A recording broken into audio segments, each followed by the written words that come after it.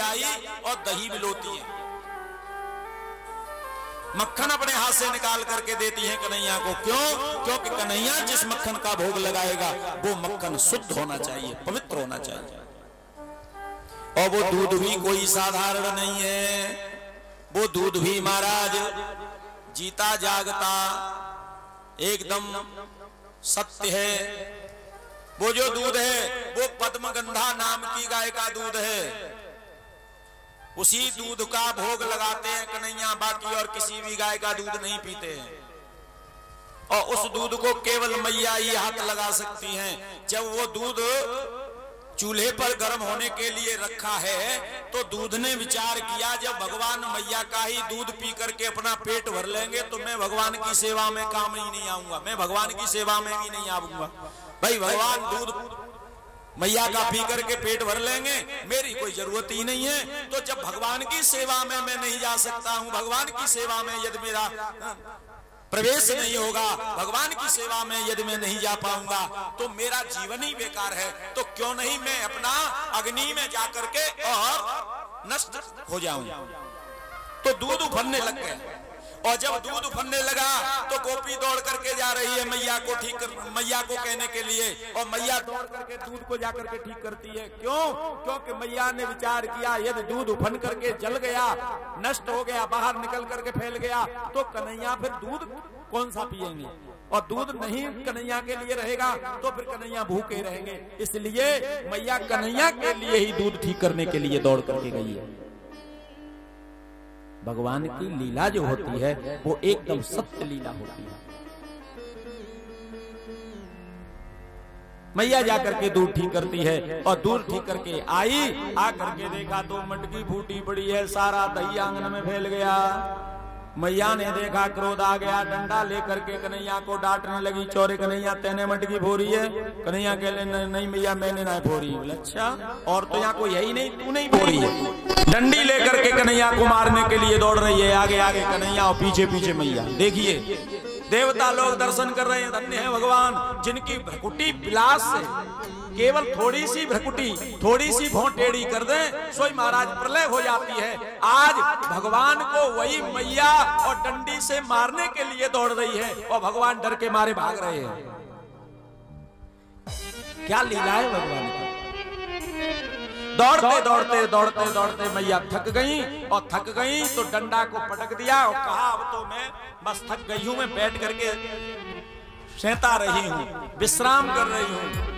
लाला तू फिर कभी आवेगा तो को पकड़ करके मैं मारूंगी, जरूर मारूंगी। तूने बहुत बड़ी गलती की है, मेरी ददिया सास के जमाने की मटकी को बोल दिया, मैं छोड़ूंगी नहीं तुझे, जब तुझे भूख लगेगी तब तो आवेगा। ऐसा कह करके मैया बैठ गई और मैया बैठ गई तो कन्हैया भी बैठ गए। थोड़ी देर तक मैया बैठी रही बैठी रही बैठी रही। डंडा को महाराज फेंक दिया, सांटी को फेंक दिया। अब थोड़ी देर के बाद मैया धीरे से खड़ी हुई और जाकर के पीछे से कन्हैया को पकड़ लिया। ध्यान देना, जब तक मैया के हाथ में डंडा रहा तब तक भगवान पकड़ में नहीं आए। क्यों? क्योंकि डंडा, लाठी, बंदूक, हथियार जितने भी होते हैं वो सब अहंकार का प्रतीक है। जब तक जीव के अंदर अहंकार होगा तब तक परमात्मा पकड़ में नहीं आएंगे। और अहंकार से रहित जीव हो जाता है तो भगवान अपने आप पकड़ में आ जाते हैं। जब तक मैया के हाथ में डंडी रही तब तक पकड़ में नहीं आए और डंडी को फेंक दिया। कन्हैया कहीं नहीं महाराज गए थे, खड़े होके वहीं बैठे रह गए। मैया ने पकड़ लिया।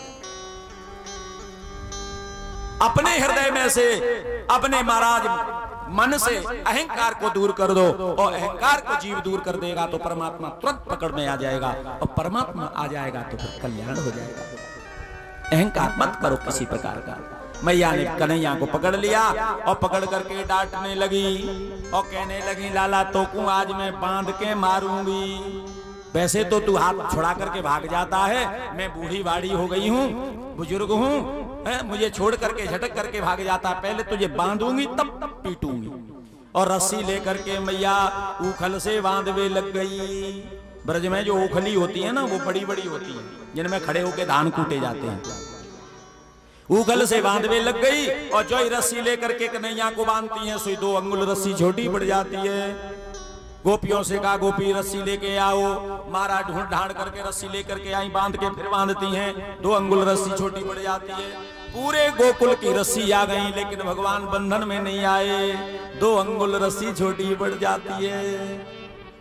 रहा नगर वसन ग्रत तेला,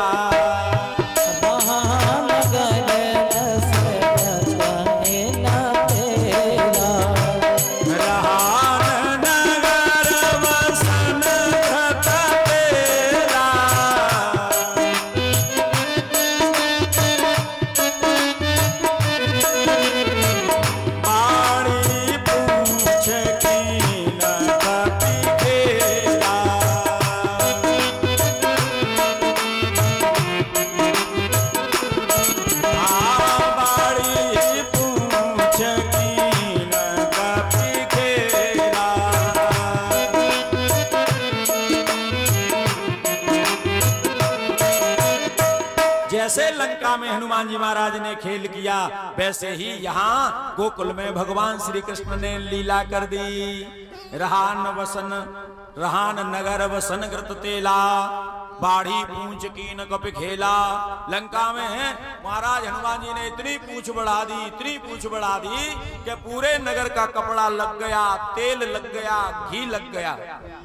वैसे ही आज गोकुल की सारी रस्सी आ गई, लेकिन भगवान बंधन में नहीं आए। 2 अंगुल रस्सी छोटी पड़ जा रही है। अब यहां शंका होती है कि 2 अंगुल ही रस्सी छोटी क्यों पड़ी, और इतनी सारी रस्सियां आई तब भी 2 अंगुल रस्सी छोटी पड़ गई। अरे 3 अंगुल पड़ जाती, 4 अंगुल पड़ जाती, 1 हाथ की पड़ जाती, लेकिन 2 अंगुल ही क्यों पड़ी। भगवान की 2 लीला हैं, एक ऐश्वर्य लीला और एक प्रेम लीला।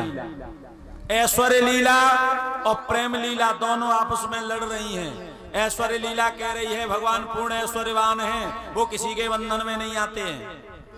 प्रेम लीला कह रही है बोले भगवान प्रेम के वशीभूत होकर के बंधते भी हैं, पिटते भी हैं, कुटते भी हैं।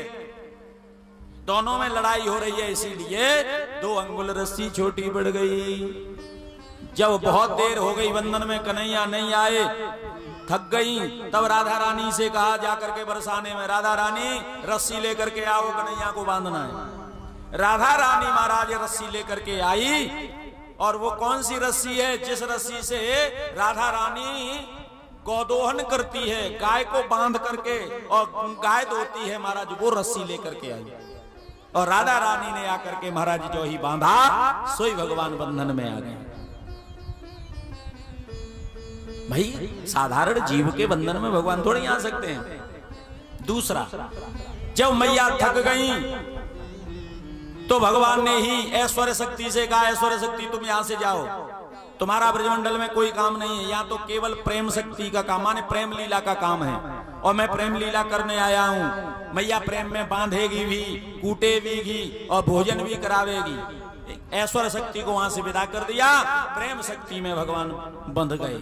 लेकिन असली बात तो यह है कि राधा रानी के द्वारा और जो रस्सी आई थी उसमें भगवान बंधे हैं। भगवान का नाम ही दामोदर पड़ गया। बोले दामोदर भगवान की जय हो। घसीट दे महाराज सूगल को कन्हैया ले गए, और जाकर के दोनों जो वृक्ष थे यमलार्जुन के वृक्ष, उन वृक्षों के बीच में होकर के निकलने लगे। नलकूबर और मणिग्रीव दोनों का उद्धार कर दिया। बोलिए कृष्णचंद्र भगवान की जय हो। दिव्य रूप धारण करके प्रकट हो गए और भगवान से प्रार्थना करने लगे। भगवान ने दोनों को मुक्त कर दिया। उन दोनों को मुक्त करने के लिए ही भगवान ने ये दामोदर लीला की है, उखल वध लीला की है। बोलिए कृष्णचंद्र भगवान की जय हो। एक दिन का जिक्र नंद बाबा ने और मुख्य लोगों को बुलाया और बुला करके सभा इकट्ठी की और प्रस्ताव रखा कि पता नहीं यार राक्षस आते हैं, इस जगह को छोड़ करके कहीं अन्यत्र चला जाए। ब्रजवासी लोग कहने लगे कहाँ जाएं? कन्हैया खड़े होकर के कहने लगे बाबा मैं बताऊं? बोले हाँ बताओ बेटा। बोले पास में ही वृंदावन नाम का स्थान है। वनम वृंदावनम नामा पश्यव्यम नव काननम गोप गोपी गवाम सेव्यम पुण्ड्याद्रतृण विरुधम। पास में ही वृंदावन नाम का स्थान है, नहीं हो तो वृंदावन में चले। वृंदायाम समूहानि यस्य स वृंदावन, वृंदायाम समूहानि भक्तान रक्षयति यस्य स वृंदावन। वृंदा कहते हैं तुलसी को, जहां तुलसी का वन होता है, जहां भक्तों की रक्षा होती है, जहां भक्तों को आनंद मिलता है, वही महाराज पवित्र स्थान है जिसका नाम है वृंदावन। वृंदावनम गोवर्धनम यमुना पुलिनानि च वीक्षासीदुत्तमा प्रीति राम माधवयोर्नृप। एक श्रीधाम वृंदावन, एक गोवर्धन पर्वत और जमुना मैया, ये उसी जमाने की है जब भगवान ने लीला की है, भगवान ने अवतार लिया है, उसी जमाने की। वृंदावन जो है वो भगवान का निजी धाम है। वृंदावन को कोई साधारण तीर्थ मत समझना। एक बार का जिक्र भगवान ने प्रयागराज को तीर्थों का राजा बना दिया। प्रयागराज कहते हैं ना, तीर्थों का राजा प्रयाग को बना दिया तो प्रयागराज को अहंकार हो गया। अहंकार हो गया तो सभी तीर्थों को अपने यहां बुलाया, सभी तीर्थ आए, वृंदावन नहीं गया।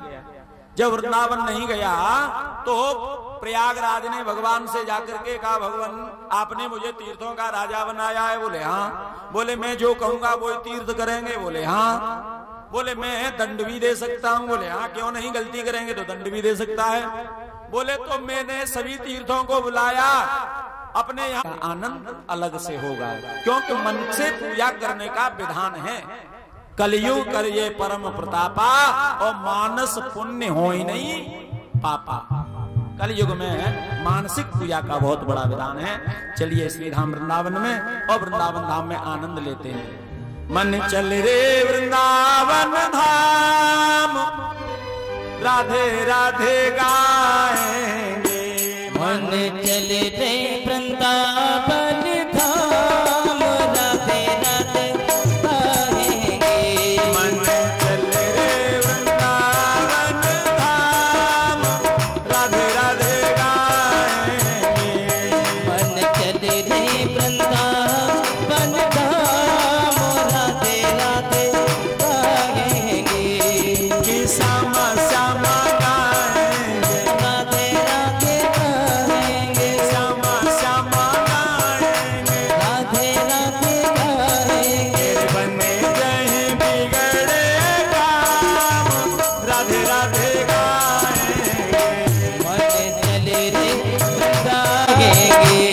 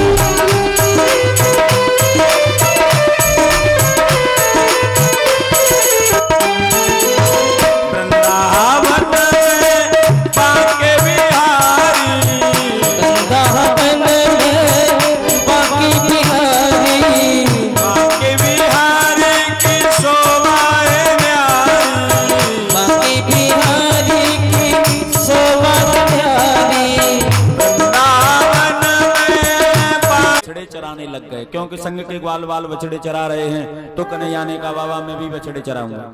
बछड़े चराने के लिए जाते हैं तो बकासुर नाम का राक्षस आ गया। भगवान ने महाराज बाकी एक चौंच को पकड़ा और पकड़ करके महाराज ऊपर कर दिया। गोविंदाय नमो नमः, जय जयकार होने लगी। बोलिए कृष्णचंद्र भगवान की। राजन्ना जगरम चर्म शुष्कम वृंदावनेद्भुतम। कंस ने अजगर को महाराज भेज दिया, अघासुर को जाकर के रास्ते में बैठ गया, मुंह खोल करके ऐसा लग रहा है कि किसी गुफा में है और बड़ा सुंदर दरवाजा है जिसमें लाल लाल जो जीव है वो महाराज मेटी बिछी हुई है। ब्रजवासी विचार करने लगे, जा गुफा में संत महात्मा बैठे तपस्या कर रहे होंगे, चलो देखते हैं। कन्हैया ने पीछे से मना भी किया, भैया जाना मत अंदर, लेकिन ग्वालवाल कहाँ जा मानने वाले हैं, सीधे बात करते हुए घुस गए। बछड़े भी घुस गए, कन्हैया भी पीछे से महाराज घुस गए, और जो ही कन्हैया आए सोई उसने अपना मुंह बंद कर लिया, और मुंह बंद किया सोई ग्वाल वाल छटपटाने लगे, कन्हैया बचैयो, कन्हैया बचैयो, जो ही जोर से चिल्लाने लगे। सो कन्हैया ने अपना रूप बढ़ाना शुरू कर दिया, और ऐसा रूप बढ़ाया अघासुर की गोविंदाय नमो नमः हो गई। बोलिए कृष्णचंद्र भगवान की। ये बात ब्रजवासियों ने 1 वर्ष के बाद अपने घर में जाकर के करी। 1 वर्ष के बाद परीक्षित जी ने कहा गुरुदेव 1 वर्ष तक कहां रहे ग्वाल वाल? सुखदेव जी महाराज कहते हैं अघासुर को मार करके ब्रजवासी बछड़ों को आगे लेकर के जाते हैं। ब्रजऊ कसाम बहुतितम बभुवा क्रीड गहुवरम। बछड़ों को लेकर के आगे जाते हैं, जंगल में चराते हुए एक वृक्ष के नीचे बिठा दिया, और ग्वाल वाल कहने लगे कन्हैया भूख लगी है। कन्हैया ने कहा ब्रजवासियों भूख लगी है तो अपने अपने कलेऊ को खोलो और खाओ। माने बगल में टोसा और किसका भरोसा। भाई जब ग्वाल वाल बछड़े चराने जाते थे ना तो घर वाले उन्हें कलेऊ दे देते थे। ब्रज में जाको छाक कहो करें, छाक। कन्हैया ने कहा जब तुम छाक लाए हो तो खोल करके खा लो। लेकिन कन्हैया उस दिन नहीं ले गए थे। क्यों? क्योंकि बलराम जी नहीं गए थे। बलराम जी क्यों नहीं गए थे? क्योंकि भगवान को अघासुर को मारना था, इसलिए बलराम को साथ नहीं ले गए। ब्रजवासियों ने कहा कन्हैया तू तेरे लिए तो छाक है ही नहीं, तू तो लाया ही नहीं है, तो कहां से करेगा?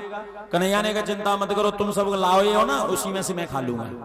सारे ब्रजवासी लोग बैठ गए और बीच में कन्हैया बैठ गया, और सारे ब्रजवासियों का जूठा महाराज भगवान भोग लगा रहे हैं, सबके साथ में से खा रहे हैं। मधुमंगल दूर बैठ गया, क्योंकि मधुमंगल थोड़ा गरीब घर का था, गरीब था। उस दिन भोजन बन नहीं पाया तो माता जी ने एक डब्बे में छाछ भर के दे दी। कभी भोजन बढ़िया मिलता है, कभी नहीं मिलता है, गरीब है बेचारा। जब किसी दिन अच्छा बन भी जाए, किसी दिन नहीं बने तो छाछ ही ले आता था। तो आज मैया ने बाकी ने छाछ दे दी। कन्हैया ने कहा मधुमंगल जो बता तू को 56 भोग लाए हो है, सो तू अलग बैठ के खाए रहे हो है। अरे भैया हमारे सबके साथ में आ जा, तेरा भी हम चख लेंगे, कैसे बनाए हो तेरी मैया ने। मधुमंगल ने कहा ना कन्हैया मैं आज भोजन ना लाए हो। बोले तो कहे जा में? बोले जा में छाछ है। तो बोले छाछ ही भी आए थे। मधुमंगल ने कहा नहीं कन्हैया ये छाछ हम तुम्हें नहीं देंगे, क्योंकि ये खट्टी छाछ है, बहुत दिनों की रखी हुई। मैया ने यही टिफिन में